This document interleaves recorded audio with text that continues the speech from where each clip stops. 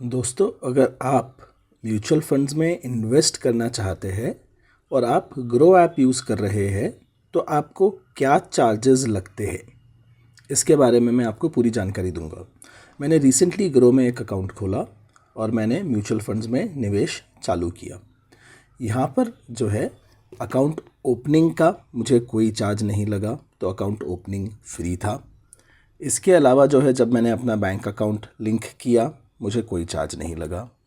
मैंने mutual fund में SIP शुरू की। एसआईपी शुरू करते समय बैंक में आपने देखा होगा, मैंने वीडियो भी बनाया था कि ऑटो पे करके मैंडेट कैसे सेटअप करें जिससे मेरे बैंक से पैसे अपने आप जो है कट जाए। तो एसआईपी के अमाउंट जो है मेरे बैंक से अपने आप डिडक्ट हो जाता है, उसके लिए भी कोई चार्ज नहीं था। यहाँ पर जो है अभी तक कोई चार्ज मुझे इस तरह नहीं लगा है। यहाँ पर अगर हम अभी कोई म्यूचुअल फंड पकड़े, देखिए जैसे मैं यहाँ पर म्यूचुअल फंड के पेज पर आ गया हूँ और मैं किसी भी एक म्यूचुअल फंड को पकड़ लेता हूँ, यहाँ पे मैं इसे क्लिक कर लेता हूँ, तो यहाँ पर जो है हम समझते हैं कि इस म्यूचुअल फंड में एक्चुअली चार्जेस कौन से लगेंगे। यहाँ पर म्यूचुअल फंड की सारी डिटेल्स अवेलेबल है। मैं नीचे थोड़ा सा स्क्रॉल करने वाला हूँ। यहाँ स्क्रॉल करके आप देखिए एक एक्सपेंस रेशियो है, एग्जिट लोड और टैक्स इसमें लिखा है। तो ये चीज़ को हम समझ लेते हैं। सबसे पहला आता है एक्सपेंस रेशियो, जो कि इस फंड का है, हर फंड का अलग होता है। इस फंड का है 0.68%। इसका मतलब ये है कि आपने अगर 1,00,000 रुपए लगाए तो साल के 680 रुपये जो है चार्ज लगेंगे। ये फंड मैनेजमेंट के चार्ज है।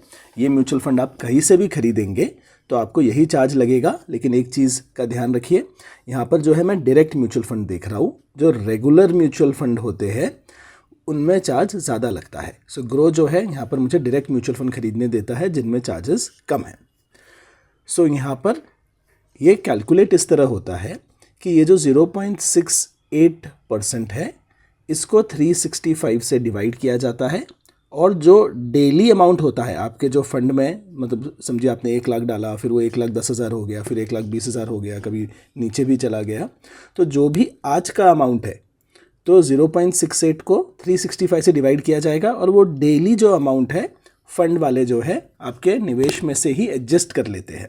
तो आपको अपने पॉकेट से देना नहीं होता है। जब आप फंड्स में रिटर्न देखते हैं तो आपको ये चार्जेस कट के रिटर्न मिलते हैं। और म्यूचुअल फंड्स अपना ऑपरेशंस जो है, उन्हें अपने खर्च निकालने हैं, अपने फंड मैनेजर्स को पैसा देना है, अपनी जो है पूरी कंपनी चलानी है, वो खर्चा वो इससे चलाते हैं। तो ये इनका बिजनेस मॉडल होता है म्यूचुअल फंड वालों का। तो ये एक चार्ज है जो आपको बेसिक म्यूचुअल फंड इन्वेस्टमेंट में किसी भी ऐप से करें, ये चार्ज आपको लगेगा ही।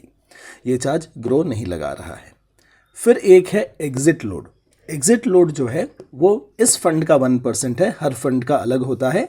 ये फंड कहता है कि अगर आप 1,00,000 रुपए निकाल रहे हो मेरे फंड से और 365 दिन नहीं हुए हैं आपके ओरिजिनल इन्वेस्टमेंट को, तो मैं 1% एग्जिट लोड लगाऊंगा। अगर आप एसआईपी भी कर रहे हैं तो ध्यान रखिए कि समझिए आपने जनवरी में पैसा लगाया 1,000 रुपया, फिर आपने फरवरी में लगाया, मार्च में लगाया, अप्रैल में लगाया। अभी आप अगर इस जनवरी का पैसा जो है अगले फरवरी में निकालेंगे तो आपको ये एग्जिट लोड नहीं लगेगा। लेकिन मार्च का जो एसआईपी का अमाउंट था उसको आप अगले फरवरी में निकालेंगे, मतलब 11 महीने में निकालने जाएंगे, तो उस एक इंस्टॉलमेंट का जो अमाउंट आप विड्रॉ करेंगे, हर बार आपको एक अलग यूनिट मिलते हैं, उस यूनिट पर जो है 1% लगेगा। इसका मैं आपको एक एग्जांपल भी दिखा देता हूँ। यहाँ पर अगर मैं मेरे डैशबोर्ड में जाऊँ, ये जो मैंने फ़ंड ख़रीदा है, ये फ़ंड जो है इसमें आप देखिए एक्सपेंस रेशियो 0.63 है, लेकिन एक स्ट्रक्चर दिया हुआ है कि 2% है 365 डेज़ में। तो यहाँ पर अगर मैं इसमें विड्रॉल करने की कोशिश करूँ, मैं विड्रॉल करूँगा नहीं, लेकिन हम विड्रॉल करने की अगर कोशिश करें रिडीम क्लिक करके, तो आपको दिखेंगे। समझिए कि मैं यहाँ पे डाल देता हूँ 18,000 रुपये मुझे विड्रॉ करने हैं, और मैं अब देखिए तुरंत 18,000 रुपये डालते ही आ गया कि 360 रुपया जो है एग्जिट लोड लगाया जाएगा, क्योंकि आपने जितना समय कहा गया था उतने समय के लिए पैसे अंदर नहीं रखे, क्योंकि ये रीसेंट इन्वेस्टमेंट है।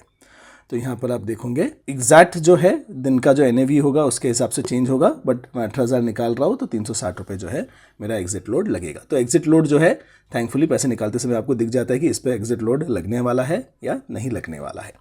तो ये एक और चार्ज है जो आपको पता होना चाहिए कि एग्जिट लोड लगता है। ये भी ग्रो नहीं ले रहा है, म्यूचुअल फंड हाउस ले रहा है, इस चीज़ का ध्यान रखिए। अब जब आप निवेश करते हैं, इन्वेस्टमेंट करते हैं, तब 0.005% जो है वो फीस लगती है एज स्टैम्प ड्यूटी जो गवर्नमेंट को जाती है। तो ये एक नया फीस आया था 2020 में जुलाई में, और ये जो है गवर्नमेंट को जाता है। कोई भी म्यूचुअल फंड आप कहीं से खरीदिए ये आपको लगेगा। इसका मतलब ये है कि 1 लाख रुपए पर 5 रुपया ये फीस लगता है। तो आपके हर इन्वेस्टमेंट पर हर SIP पर थोड़ा सा ये अमाउंट डिडक्ट होता है। तो आप देखेंगे जब भी मैं 4,000 रुपये डालता हूँ तो फिर 3,999 और कुछ परसेंट मुझे जो है कुछ पैसे मुझे मिलते हैं निवेश में, क्योंकि वो 0.005 स्टैम्प ड्यूटी वहीं पर कट जाता है। तो ये हुए चार्जेस जो म्यूचुअल फंड हाउसेस लगाते हैं, ये वाला गवर्नमेंट का चार्ज है। इसके अलावा अगर आप कोई प्रॉफिट कमाते हैं तो प्रॉफिट पर जो है टैक्स लगता है। ये अगेन ग्रो के चार्जेस नहीं है, ये प्रॉफिट के जो है टैक्स है। टैक्सेशन पर आप चाहे तो मैं एक पूरा detailed video mutual fund taxation के जो लेटेस्ट रूल्स है आज के साल में, उसका वीडियो बना सकते हो आप, कमेंट में मुझसे मांगिएगा। अब यहाँ पर एक चीज़ आप और समझ लीजिए कि यहाँ पर ग्रो ने अभी तक मुझसे कोई चार्ज नहीं लिए है, लेकिन जब मैं ग्रो के चार्जेस के पेज पे जाता हूँ तो एक चीज़ मुझे दिखती है, उसे भी हम देख लेते हैं। अब यहाँ पर एक ट्रांजैक्शन चार्ज की बात होती है जो कहता है this charge is levied on individual only during once his her investment. A transaction fee of ₹100 to 150 may be applicable for investment worth ₹10,000 and above. इसका मतलब 10,000 से ऊपर का निवेश कर रहे हैं या SIP कर रहे हैं तो आपको जो है एक चार्ज लग सकता है 100 से 150 रुपये का। लेकिन यहाँ पर दो चीज़ें हैं। पहला तो लिखा है कि ये चार्जेस मे बी है, तो लग भी सकते हैं नहीं भी लग सकते हैं। लेकिन फिर यहाँ डिस्क्लेमर दे दिया है कि ग्रो इस ट्रांजैक्शन चार्ज को नहीं लगाता है। और मैंने ग्रो में जो है पिछले 1-2 साल में कई सारे ट्रांजैक्शन किए हैं। मेरे SIPs 10,000 के नीचे रहे हैं, लेकिन मेरे STPs बड़े अमाउंट के रहे हैं जहाँ पर मैं ट्रांसफर्स कर रहा हुआ। मेरे लमसम भी काफ़ी बड़े अमाउंट्स के रहे हैं कई सारे अलग अलग फंड्स में, और मुझे कभी भी ट्रांजैक्शन चार्ज आज तक दिखा नहीं है। अगर आपको ये ट्रांजैक्शन चार्ज दिखा है अपने अकाउंट में लगते हुए तो आप मुझे बताइएगा, लेकिन मैं मान रहा हूँ कि ये ट्रांजैक्शन चार्ज जो है ग्रो में नहीं लगता है, क्योंकि इन्होंने भी साफ साफ लिखा है कि ये चार्ज नहीं लगता है। तो यहाँ पर ग्रो में जो है ज़्यादातर ये जो फ़ीस है ये फ्री है म्यूचुअल फंड इन्वेस्टमेंट के लिए। तो मुझे ये ऐप इसलिए अच्छा लगता है कि यहाँ पर मैं डायरेक्ट म्यूचुअल फंड्स खरीद सकता हूँ। तो डायरेक्ट म्यूचुअल फंड खरीदना और रेगुलर म्यूचुअल फंड खरीदने में काफ़ी फ़र्क भी होता है। मैं आपको उसका भी एक कैलकुलेशन बताता हूँ। तो यहाँ पर ये कंपाउंड इंटरेस्ट कैलकुलेटर है। यहाँ पर मैं ये कैलकुलेट कर रहा हूँ कि अगर मैंने 10 लाख रुपए लगाए थे और ये 10 लाख रुपए पर मैं 15% कमा रहा था 15 साल के लिए, और यहाँ पर आप देख सकते हैं 10 लाख रुपए जो है उस पर 71 लाख रुपीज़ इंटरेस्ट मिलके ये मेरी पूंजी है 81 लाख हो जाती है 15 साल में। अभी अगर इसी में मुझे अगर समझिए कि डायरेक्ट म्यूचुअल फंड नहीं मिलता है और मुझे समझो 14.2% मिलता है, समझो कि 0.8% कम मिलता है मुझे, तो आप देखेंगे मेरे जो रिटर्न्स है उसमें जो है कुछ 8 लाख रुपए का फ़र्क पड़ गया। यहाँ पर मेरा रिटर्न सिर्फ 73 लाख आया। तो सिर्फ 0.8% का रिटर्न कम होने से मेरे जो फाइनल अमाउंट है उसमें 15 साल में 8 लाख रुपए का फ़र्क आ गया। इसलिए मैं डायरेक्ट म्यूचुअल फंड्स में पैसा डालना प्रेफर करता हूँ। आपको ये चार्जेस के बारे में कोई और सवाल हो तो आप कमेंट में मुझसे ज़रूर पूछिएगा। सी यू नेक्स्ट टाइम।